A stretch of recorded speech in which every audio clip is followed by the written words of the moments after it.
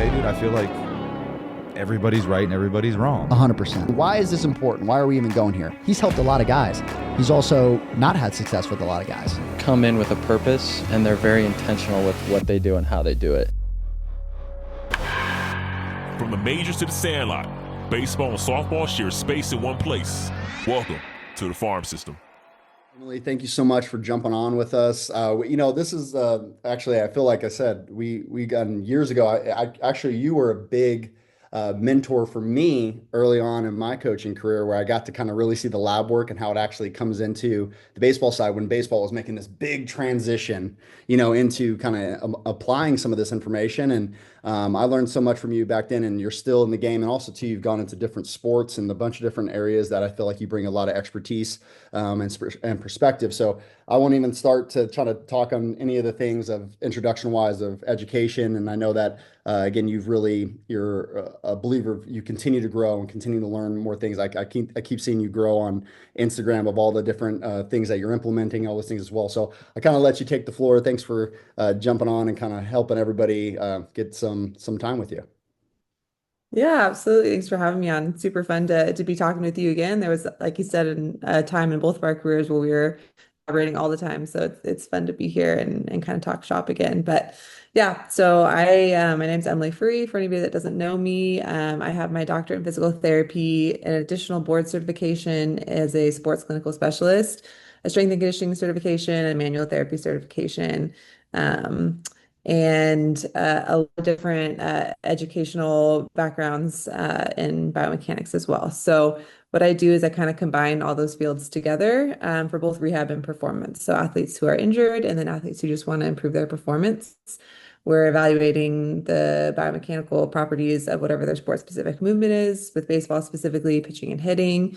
And then kind of combining what I know with my doctorate in physical therapy for rehab and also my strength and conditioning certifications to improve performance and kind of trying to hit the athlete from kind of the full 360. So Yeah. that's me. That's what I do. Yeah. No, she's the GOAT. Don't let her lie to you. She's downplaying it. But the big piece I wanted to kind of touch on this as well. Obviously, again, I've known you, we're from the very beginning, more from we really started, I think, pitching really in the beginning, got into some hitting obviously as well, and kind of applying that back over and how even, but I was back with my 108 days and that's applying back and forth. But also too, recently you've made some like bigger, massive jumps into obviously the NFL side and gotten into some of the football stuff. What kind of drew you that way too as well? I know that you enjoyed a lot, or you seem to enjoy it a lot from, what you share, but yeah, why don't you kind of touch on Yeah. that for a second? Yeah, so I previously worked in a sports performance place that had combine contracts with an NFL agency called Athletes First. So I did all the combine prep for guys who were coming out of college to prepare for either just the whole pre-draft process or the combine specifically. And just from that exposure, I had a ton of guys from the Chargers who were the local team who came back to me during the season. And things just kind of exploded from there, word of mouth, honestly. One guy comes in and then refers another. And kind of before I knew it, I had half the team. And then that grew into off-season work. So guys for all different teams in the off-season would come to me for rehab and training. So it kind of happened by accident a little bit, that it just kind of fell into it via word of mouth. But I really love it because of how complex injuries are. So you get a ton of different injuries. They are very complex. The need and demand to play with particular can be really complex. So it's intellectually super stimulating. The population are really fun to work with, and just the stakes are really, which I enjoy. And it's a good opportunity for me to kind of combine what I do with rehab with performance, especially in the off season when guys are trying to get better. So I usually say like I operate way more in the sports science space in baseball. I also do rehab and training and things with baseball players as well, but my interest is much more in the sports science side of baseball. And in the NFL, I actually so far behind the MLB in sports science and how sports science gets integrated with football players. But I get a lot more opportunity to train and rehab in NFL. So, and as you know, baseball injuries There's about five that you see like all the time. So injury wise, rehab wise with baseball, like it gets a little bit monotonous. But the Yeah. good thing about the monotony is like our protocols are so standardized and really good. Like at this point in time, like a team doesn't really balk when they see someone come back from TJ, because we know that rehab process is pretty ironclad. Whereas in football, the rehab process for all these injuries are not as ironclad because we don't see them over and over and over and over the exact same injuries. We see a variety of just crazy stuff that happens when two 300-pounders run into each other at full speed. You know what I mean? So Yeah. there's a little more creativity, a little bit more, uh, I don't know, it's intellectually a little bit more difficult, I think, to rehab a football player than it is a baseball player, just because Yeah. it's like it's so standardized in baseball, which is not necessarily a bad thing, but Yeah. so Yeah. No, yeah. I think also too, as you kind of mentioned there as well, it's like in baseball, obviously, is it's kind of like golf in that way that there's obviously such a skill component specifically to like movement quality and some of those things as well. Where, again, like some of these like it's the performance side is a different lens from NFL. Obviously, like NFL, like freak athletes, like crazy, like you said, they're skilled in so many different ways. But again, obviously, there's a reason why you can go play golf with somebody that's 75 years old and they can, they could crush you comparatively, right? Because it's so skill Yeah. specific more than like just athleticism, like pure athleticism. And so I Yes. think along with that, it kind of points to what you were talking about is like the sports science side being so imperative in a skill like that. You've even seen jumps like that, Yeah. obviously in golf, which is, sports science is a very big attribute, obviously, of that sport as well. When you kind of look at that too, I mean, obviously, not only in just your education, but I've really, what I really value, because it's a big part of, what again, I would attribute this even some of the time that we spent together is the need, like you said, is like, okay, if you look at the MLB, like you said, they've really integrated now biomechanics kind of across the board. Almost everybody has departments and things like that as well. But also too, there's still a major need within it. And I wanted to open the door for you from two different ways instead of them hearing it from me is you operate in two different spaces that I think have unique lenses that have limitations that I wanted you to kind of maybe touch on. Is one biomechanist, like this, the general stereotypical biomechanist that a team or organization is probably going to have, and then also the other lens of the standard stereotypical probably PT that a lot of people are going to have too as well, and maybe the lens and limitations of just seeing things from that one lens. Yeah, for sure. I think the sport has progressed so much, even in the last, I'm gonna say 5, 6, 7, 8 years. In very recent history, teams have just had this like drastic trajectory in how they've integrated sports science and data, which is amazing. I think generally people's understanding of biomechanics has also skyrocketed. There are no teams at this point that don't have either a Kinetrack system or Hawkeye or something where they're measuring biomechanics. And so because of that, every team has a biomechanist now. And that wasn't that way 10 years ago. Yeah. Um, and but where I think the sport and the discipline can improve specifically with biomechanics is you kind of have two pools of people that use biomechanical information or who are biomechanists. And that's your kind of coding data science biomechanist and your analytical biomechanist. Most teams employ more of a coding data science biomechanist. So they're writing all the code and equations to pull all the pertinent information that they need, and then they're reporting all that data. An analytical biomechanist is looking at all that data and interpreting it and telling you, based on all this data, what do you actually need to do with a player development plan? What data matters? What information is a causative factor? What information is more of a result of what's going on? If we're going to attack a player development plan, which one of these variables that's, out of sync or out of average or has changed over the last 6 months, like which one of these do we actually need to attack to create a change? Which one of these actually matters? What does all this information mean, basically? So I see a lot of people, especially in teams on the performance side, get really frustrated with the biomechanics department because they're basically just reporting graphs, Yep. or they're saying they're reporting these graphs and then they're talking about, so here's what you should do, but there's no proof to say, so I'll give you They'll say this person isn't throwing strikes. Biomechanics, can you look into it? And biomechanics will say, oh yeah, their elbow's coming in and out of 90 at this point of their delivery, and so that's probably affecting their command. Yeah. And the performance coaches and the pitching coaches are going, how do you know that? Like you're Yeah. just guessing basically. So but these are people who are they're more data scientists than they are like analytical with the data. Yeah. So I think where teams get better is employing people or having people come consult who can actually interpret that data and not just supply the data, if that makes sense. For sure. Um, Yeah. And then, yeah, I think I was going to add to that point too, as well, is that, um, and I also understand what that is like, a lot of people that have gone and studied this stuff is that's not really their skill set, right? Like they got pulled in and there's a job offer that is obviously for this, and this is what the team, they're hiring a biomechanist, so this is where they're coming in. Like where again, if you, and again, not to pump you too much here, right? But it's like they go and get somebody like you that knows how to interpret and then also knows how to apply. And then you also have the integration of how to talk to the skill coaches. And also too, I'm just going to throw this out here that a lot of biomechanists, scientists, period, are not also the most socially like, can have a lot of that dialogue. A lot of times I can kind of be in a clubhouse and know how to communicate with, personalities and the social dynamics that are in there as well.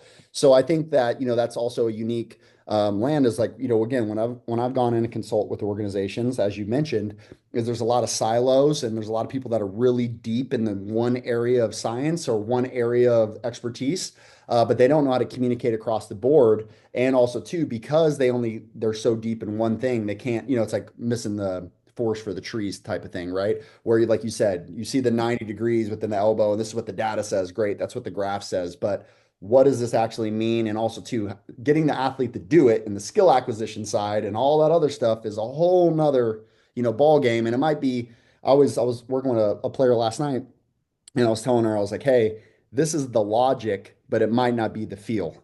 Like this is what needs to happen. This is what's happening in the body, but the feel might be completely different to create, obviously, how we want your body to move or to get those actual changes.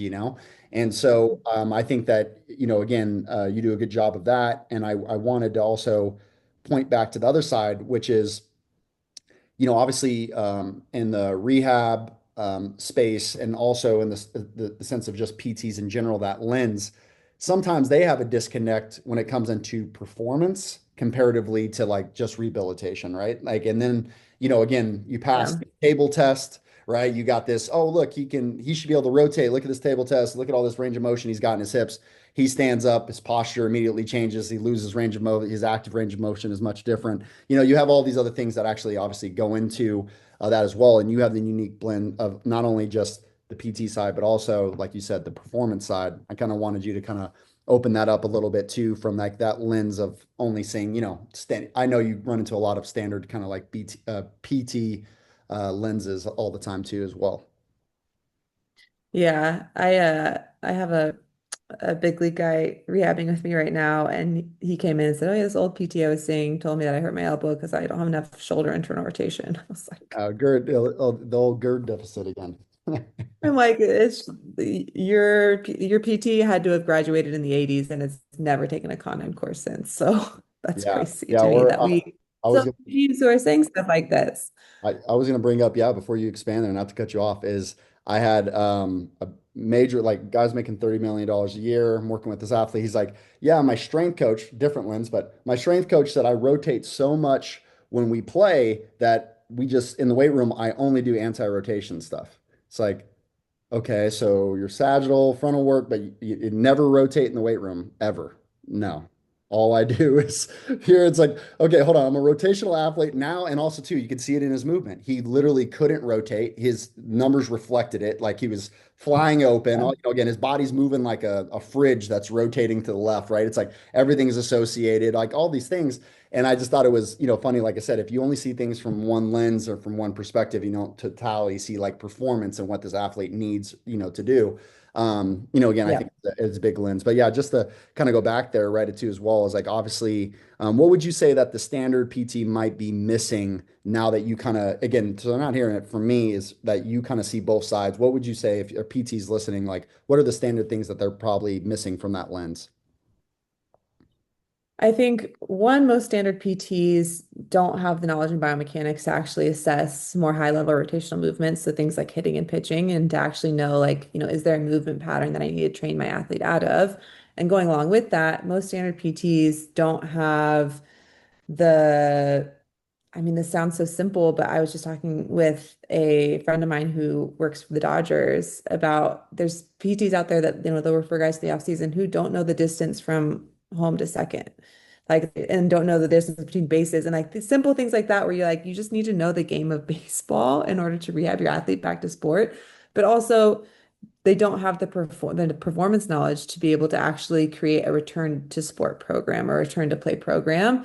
I would say most PTs think that they're creating a return to sport program and they're creating a return to function program. Yeah. So you basically are returning your athlete to a place where like they could work out in a gym space and you can refer them to a performance coach. But if you really want to work in high level sports and you really want to work with these athletes, like you need to be getting them up to the point to which they are throwing downhill on a mound or they are doing live ABs. Like you need to actually return them to play and actually prepare them for that.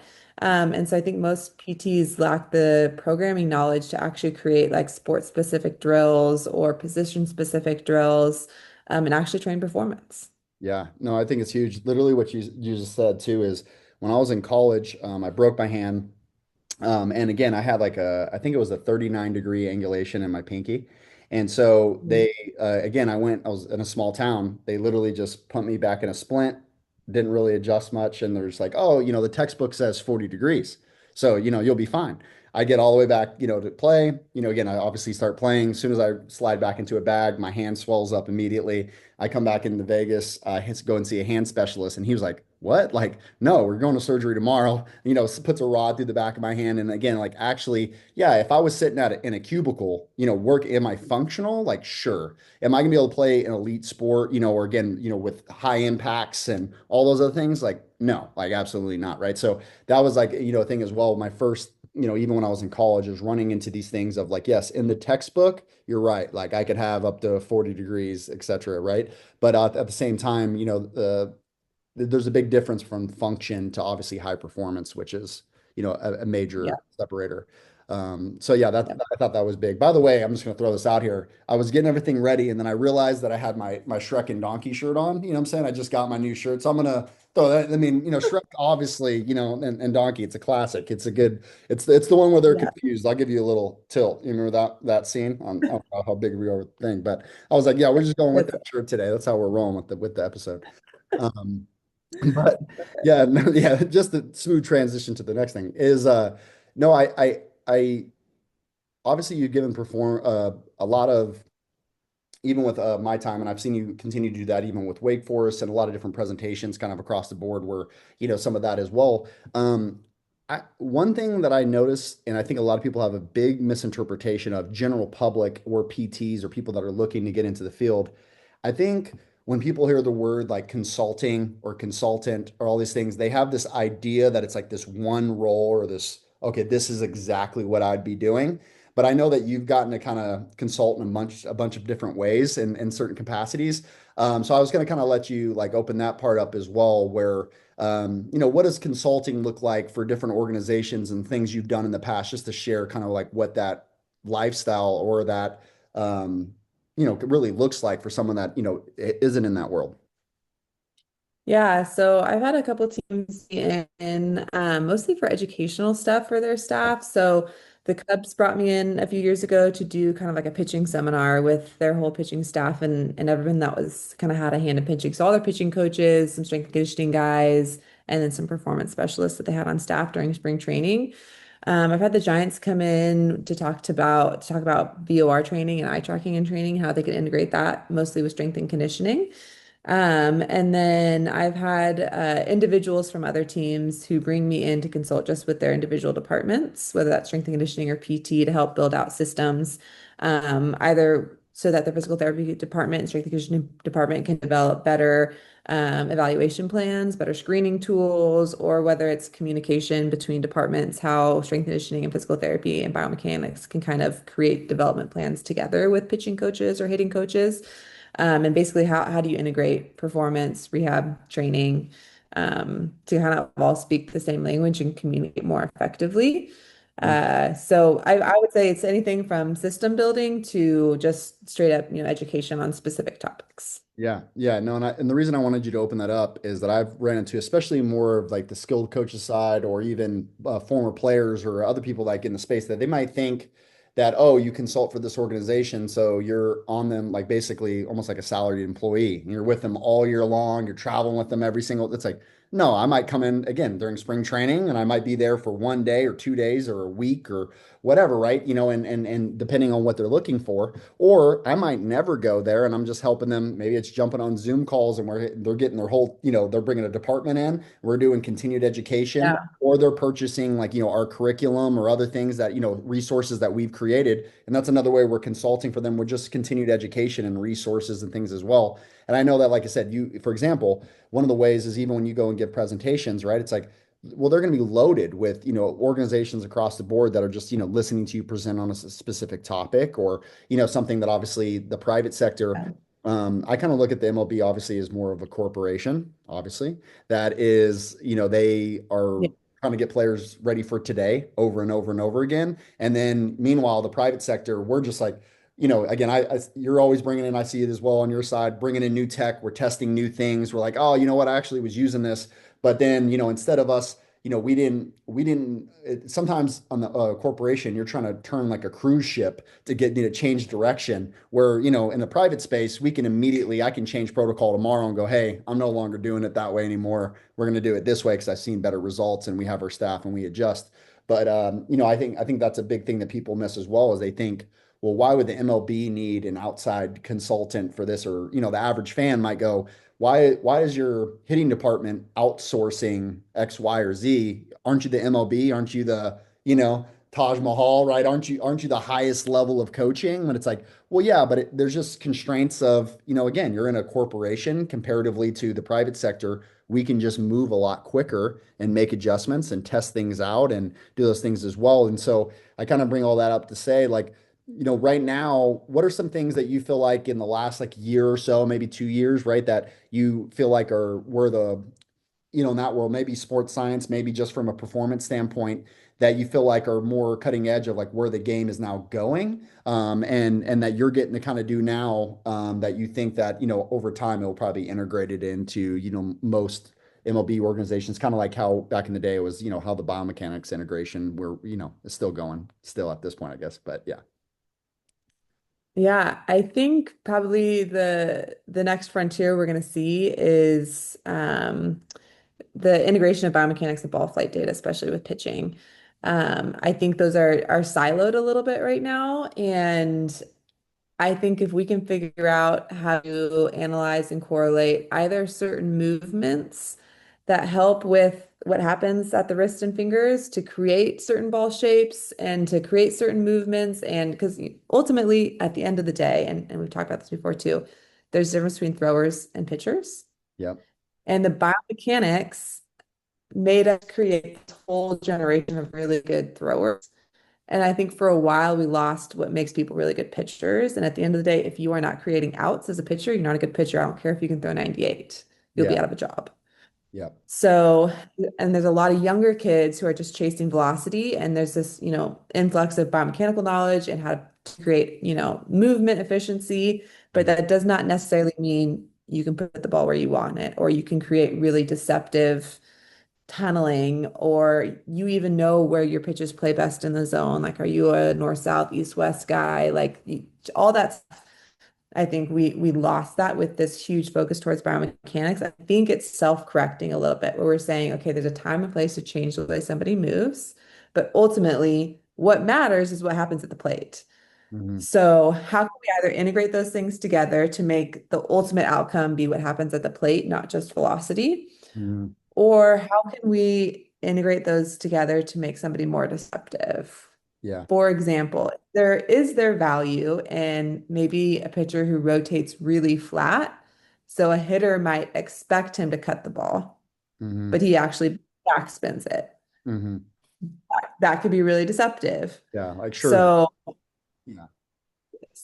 Yeah.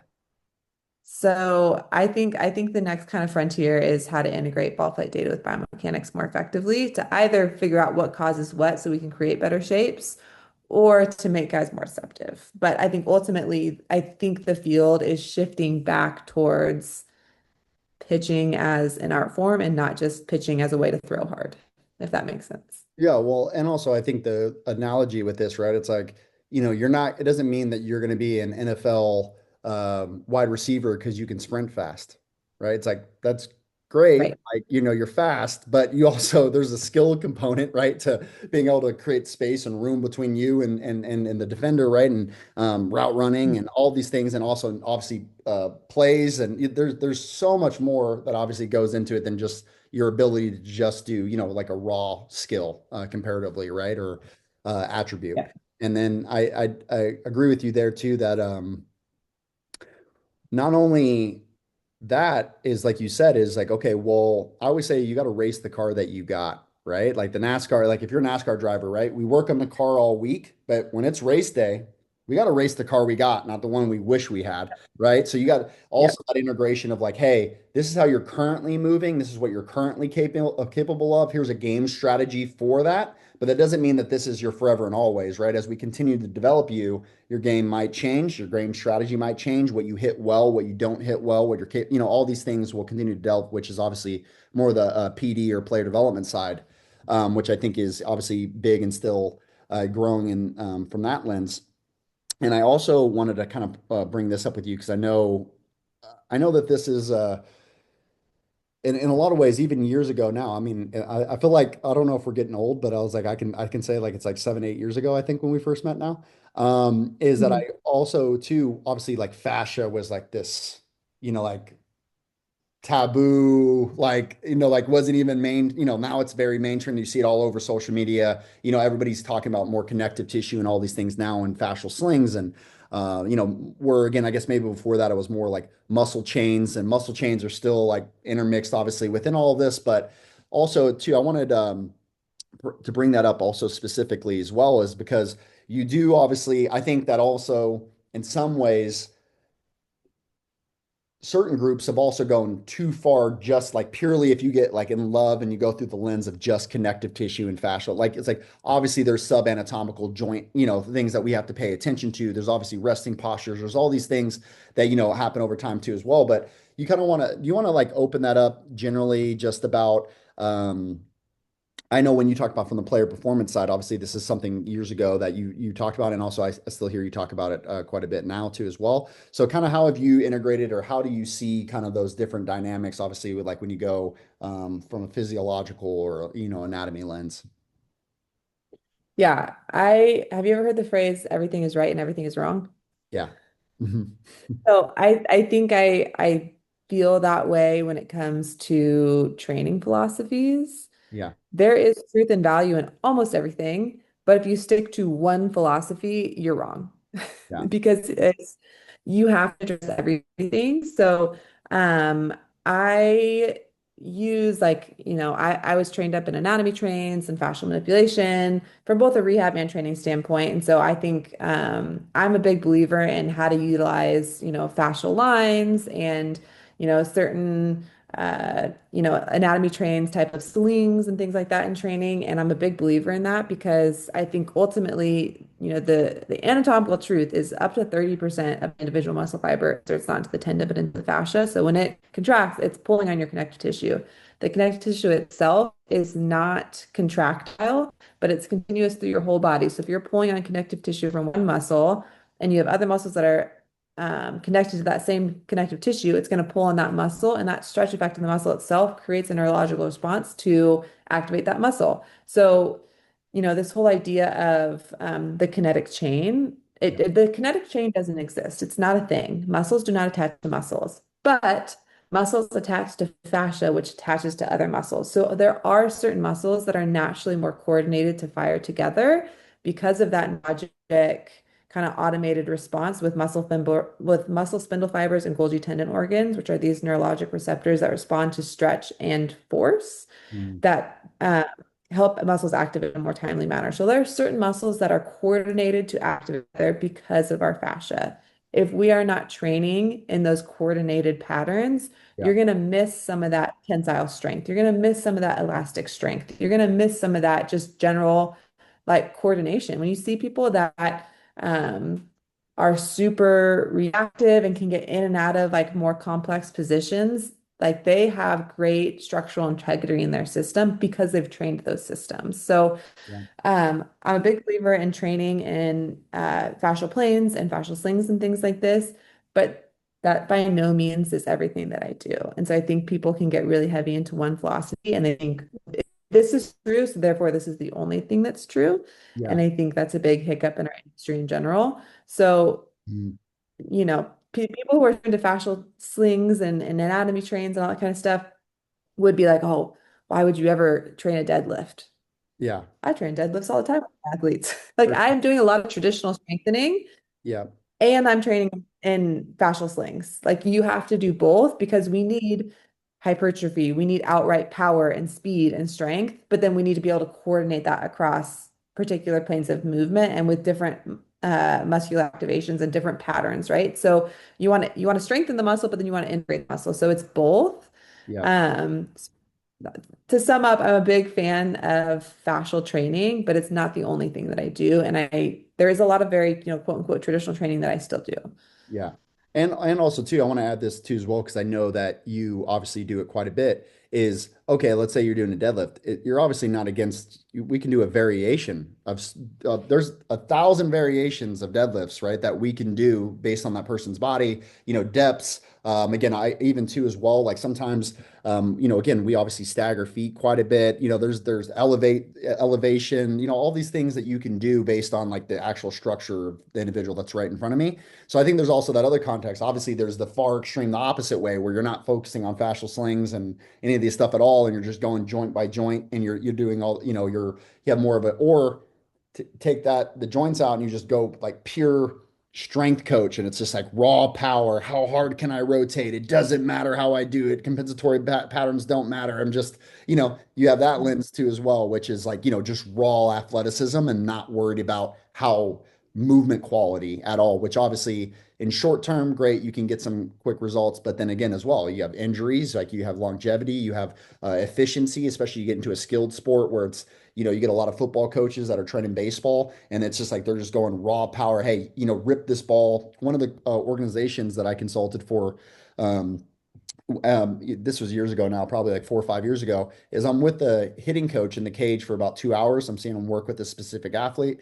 They go into the weight room. There's the strength coach he's working with, never played baseball, never trained a baseball player. All of a sudden he's at the MLB level, right? And he's working with the specific group of athletes, and he's gotten them with med balls, and he's got targets on the wall, and he's just like, hey, throw these balls, these med balls against the wall as hard as you can. And then I'm looking at him do exactly the opposite movement that what his skilled coach was just having him do. And again, then you get into the world of skill acquisition, right? And like, okay, great. This is a whole nother lens, which is, okay, great. Like, yes, he's completing the task for sure. He can throw this med ball and hit this target, and he's doing it at a really high rate of speed. And you got your radar gun, and you're hitting all your marks, right? But at the same time, all of a sudden, when I have a guy throwing me a ball and it's breaking in on me, 7 inches, and I don't have space, and yeah, I can create a lot of force, but if I can't square it up, and you have all these other dynamics, obviously, where hitting being an open skill is obviously very different as well, comparatively, obviously, to pitching, which in my opinion, again, you'd be expert here, but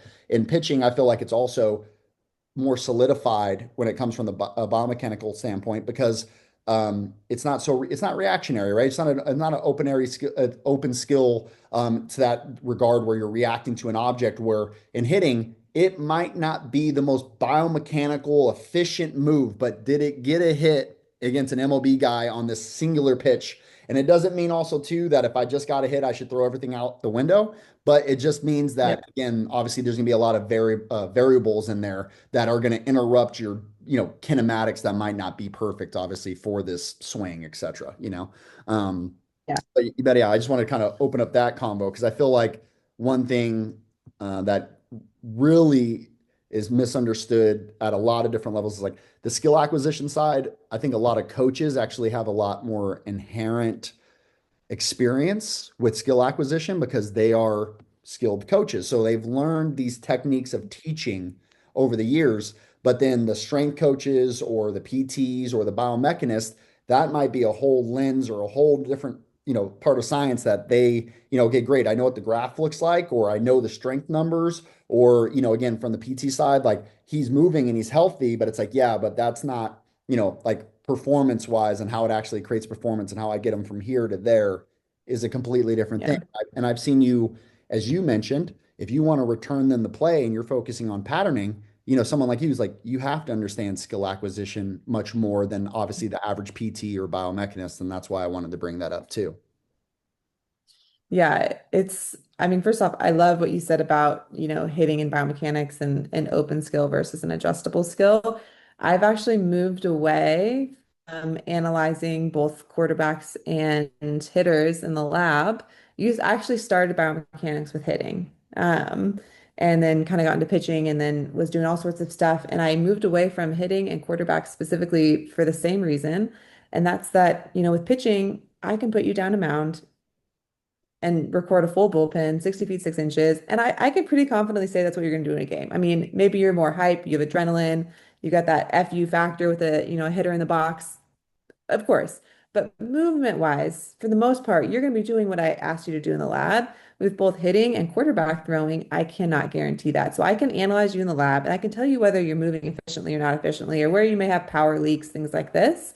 But there's no way I can say that what you just did in my lab is what you're going to do in a game. And with hitting specifically, what makes a hitter good, of course, guys have great, really efficient swings, but what really makes like an all-star hitter, a major league hitter, as you know, is somebody that can adjust and somebody that can be reactive and somebody that's making split-second judgments.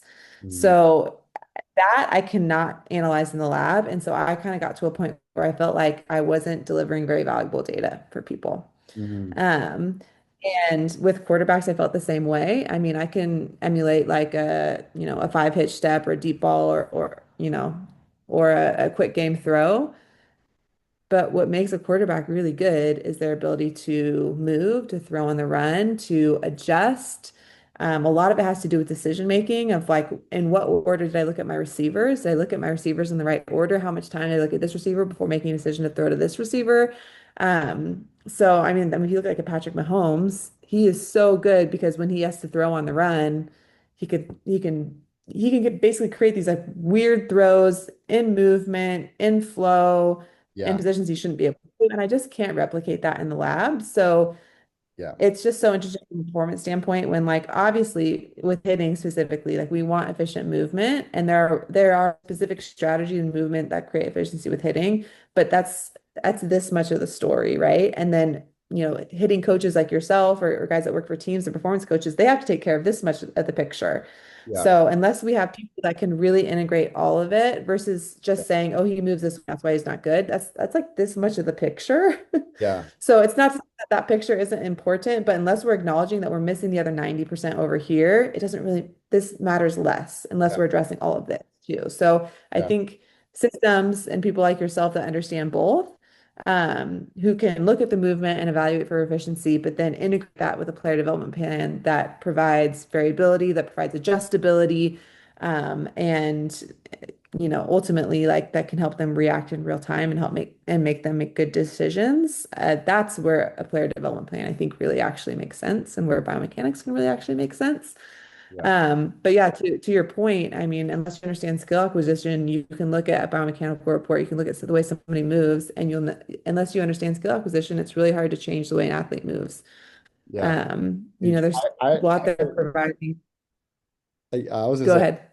I feel like, and I wonder if you'll connect with this.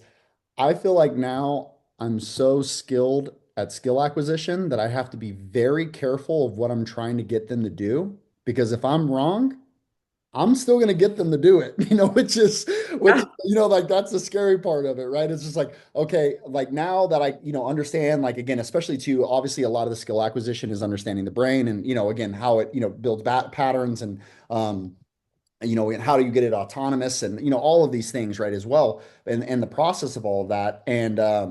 But also at the same time, this is the problem is like, man, if you are, and there is coaches out there, it doesn't mean that you need to be some expert scientist that understands skill acquisition. Like I said, there is some coaches out there that have just been skill coaches their whole life, and they're really good at being able to get players to change how they move. They never went to college for it. They never did all those things. They just have experience with actually working with humans, and they've developed some strategies over the word, over that time period to get better at that. And I think the problem with that though is, again, one of the things I'm always mindful of is, yes, I have a filter, right? I'm always taking in new information, but I'm filtering it through things that I believe to be true from what I've experienced, and also too from, again, people like yourself too, that I bounce ideas off of, or things like that as well. But also at the same time, I'm always updating that filter, right? Because obviously, we're wrong about things. There's things that, you really hone in on for a period of time, or you go down that branch and you get so far down it that you realize, nope, this ain't it. Like I need to get back more to center in a lot of ways. Um, Mhm. what would you say specifically on that? What would you say that maybe, something maybe a couple years ago, as you've, again, obviously diversified and also just increased like learning and, the experience that you've had, is there certain things that you felt like, like, man, I really used to do this, and I really, if someone's in that same stage, like, this is the advice I would give you that I learned from that experience of, and maybe it has nothing to do with actual training. Maybe it has to do with how you were structuring your time or your life, or your working with athletes, and a philosophy that you had overall, right? Is there anything that you would say if somebody was in a certain, place, that you'd give them some advice on? I know it's a tough one. You know, the first thing that comes to mind is, I think, and I'm speaking more to physical therapists in this one, but the first thing that comes to mind is that when you start to get good at your craft, you get a little bit of like, I can fix everything. And nobody's ever going to have to see a surgeon again if they just come to me.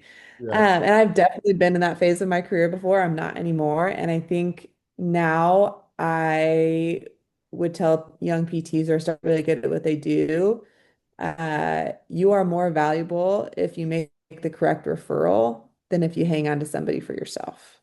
Mm, So I've gotten much better at making referrals out than I used to, because I used to just think, surgery is this, for an athlete, surgery is just this evil thing. And the more we can avoid surgery, the better. But the truth is, some things absolutely require surgery. And the earlier you can figure that out, the more valuable you are to your athlete. yeah. So I think at this point in my career, my ego has come down a little bit, specifically as a physical therapist. My ego is through the roof as a biomechanist. I think I can fix anybody. But specifically as a physical therapist in the rehab world, I think I've gotten way better at the quicker and more immediate referral Yeah. than hanging on to somebody and just thinking like, just stick with me for another couple months. I can fix this. You don't need surgery. Yeah. And so I would suggest to younger physical therapists, get really, really good at the referral out when you need to, because people will trust you more, and ultimately your athletes will get better faster if it is surgical. Yeah, no, I really love that too. And I would, again, just the caveat off of that is, I think the other thing is too, is I used to say this as well. It's like, yeah, man, I would love to train you, but you live all the way across the country, and I'm only going to be able to see you in very select windows. And it would be better for you to go see somebody else than it would for you to be, with me. As much as I would love to do it, right? It just doesn't make sense. Like, I just, again, I'm not going to be able to Right. see you enough, and I'm not going to be able to help you enough in that period, where I'd rather even refer you to go to somebody else that's more local, that I know that, yeah, you know what? Again, and this might be my thing, and I'm really good at this thing. But also at the same time, Yep. I can't consistently work with you enough. Am I your best option? It's like, again, and I think that's something too, as you mentioned, I think that was a really um, deep wisdom advice, because you're right on that same side, right? As even hitting coach, I've had the same experiences. Like, oh, every hitter from everything, come to me, and it's like, well, one, maybe I don't have the time, right? And two, also on the other side of that, maybe there is somebody better specifically at what I know you need to get better at, even from a skilled lens. There's something specifically, and I'm Mhm. like, man, that guy. I do this all the time with our hitters. Like, sometimes when I know a hitter really needs to work on their game strategy and how they're approaching certain hitters and all that stuff, well, I'll send them to work with a hitting coach that was like a former MLB guy, that was an elite hitter at every single lever, and I know he's really good at game strategy and all those other things. And I'm like, hey, I don't think that specifically like, yeah, come and see me, here and there. Like, we'll keep refining your movements, but at the same time, I think you could benefit the most if you just went and spent some time around this guy and really, upgraded how you think about hitting in the first place, and like, more of an art and the strategy from that way too as well. So I think that was, really solid advice too from as well. Some of that might be there. It's good. Awesome. I love it. Yeah, no, and then last question for you, I'll kind of go with this is I think also too one of the areas that I've also seen you talk about quite a bit, and I know that it means more to you too. And one of the things you talk about is obviously, there's questions of work life balance and all the things that come along with actually doing. And again, ever since I've known you two, you've always worked crazy hours. You've always, on the same side of that, been really dedicated to athletes. And also too, there's a lot of sacrifices that come with that. But there's the reality of working obviously with professional athletes or doing this field or traveling as much or all that stuff. Even the podcast wise, the people don't know, but we had to reschedule a couple podcasts, right, just so we can get Emily down, because again, you are a lot of times you're on call, like, hey, you've got an opportunity to go do this or to take these things. And as an entrepreneur, obviously myself, again, the same thing, right? I work crazy. I'm just the other night, I'm not going to lie to you. I was sitting right here at this thing, 3 a.m., editing our app, doing a whole bunch of things that, I got moving to as well, right? Again, I'm traveling all the time. I'm in and out. Sometimes it's hard to get set to sit down and do those things as well. Or, what people would say is balance, which I don't think is, I think it's a bad goal in a lot of ways. And, again, I don't think necessarily that it would equate to what everybody thinks would come with it. But why don't you kind of like open that side up, as you kind of wrap up too, as well as maybe how you view that side of kind of building your own business and as an entrepreneur yourself now, and like what that looks like. Yeah, I think, people are not going to like this take. And I think in the world of high level sports, work-life balance is a fallacy. And people are not going to like that take because, people are which is such a great thing. People are such advocates for, mental health and not getting burnt out and all this kind of stuff. But I think especially, I'll say one, when you own your own business and there is no steady paycheck, you get paid if you work. Yeah. Don't work to meet. So, and at the same time, there's also a stage in your career, especially if you're building a business, like you can't really say no to people that want to be seen at 9 o'clock at night. Mhm. They just won't be your clients. So it's like if you want the clients, you got to work the hours. And so I think this whole idea of balance, I think you have to view it, especially if you want to work in high level sports, especially if you want to be an entrepreneur, especially if you be a practice or a business owner. You have to view balance on the big picture. You may not have balance in the day, you may not have balance in this season of life, but I think over the whole course of your career, you will eventually have balance, but you cannot build something great Yeah. working 9 to 5. I don't believe it has not been my experience that I could build something great working 9 to 5. I built my clientele working crazy hours, working weekends, traveling to athletes. Um, I'm in it's NFL training camp right now. I work 7 days a week. And Yeah. I'm driving to play and seeing guys till 11 o'clock at night and starting at whatever time I need to start at my clinic in Irvine in the morning, because if I don't see these patients, they won't be my clients. I won't make money. And if I don't work these hours, I'm not going to retain an NFL clientele. That's going to die off if I'm not available. So, but I think eventually you can build yourself to a place where your business is more stable. You hire people underneath you, and then you can pick and choose how many clients you want to see, what your work-life balance looks like. But I think there's a lot of people that want to skip to that step where everything is stable and they get to pick and choose their hours and be more protective of their boundaries and things like that. And you can't get there until you build it. And the building phase, there's not a lot of work-life balance. Like, I just want to be honest about that. So if you're either a performance coach or a physical therapist or somebody that wants to be in this field, I think you have to know what you're getting yourself into. I think you have to go in eyes wide open. And if your expectation right away is work-life balance, this probably isn't the field for you. You should probably go work for a more typical clinic, work your 9 to 5, go home, have no work, have nothing to worry about. Yeah. But if so people won't love that take, but I think you have to be honest about it. I don't want to set unrealistic expectations. Yeah, So. no, I agree. And I think also the other part with this too is I know you do as well is one of the ways I look at it too. I think a lot of people are trying to like escape their everyday life. Like they don't actually enjoy what they're doing too as well. It's like I'm up working at 3 a.m. not because someone told me I need to be up working at 3 a.m. doing the thing. I literally, again, on the same side of that, like, again, I like I'll be having my girlfriend will be like, "Hey, like come to bed." I'm like, "Yo, I'm actually in the middle of a really good project and I'm in a like deep thought and I'm like really moving like, so I'm good, right?" So I think also on the side with that too as well is like I love what I do and I enjoy doing it and I would love spending my time doing what I love. And so I'm not saying that it's always fun. I mean, ask anybody in any field across the board, right? Like at the end of the day, you always got to do something you don't want to do that, of course is like, it's just an expectation or something I need to get done just because it has to get done. But at the end of the day, like I generally on an everyday basis genuinely love what I do and what I get to do and what I get to build. And so it's not something I'm trying to escape from or I need to go and like rehab from so I can come back and like hit it hard again. I almost think about doing things in sprints. I run really hard for a period of time and then there's a one season of that year or that part of my, I've been building the business now for I think we're going on year 8.5 now or something like that, where like, yeah, I have a lot more free time now than I did, years ago. But at the same time, there was a lot of building to get to there and also repositioning and looking at opportunities and, God blessing us in a lot of different ways of, with that. So, yeah, I just wanted to add that on too as well, because I've always seen you work and I know that again, to be a high performer, just like a lead athlete, like the same thing. Ask the athlete how much balance they have in their life when they're traveling constantly. And, they're asking you to come over at 9 o'clock because that's the only window he has for you to come over.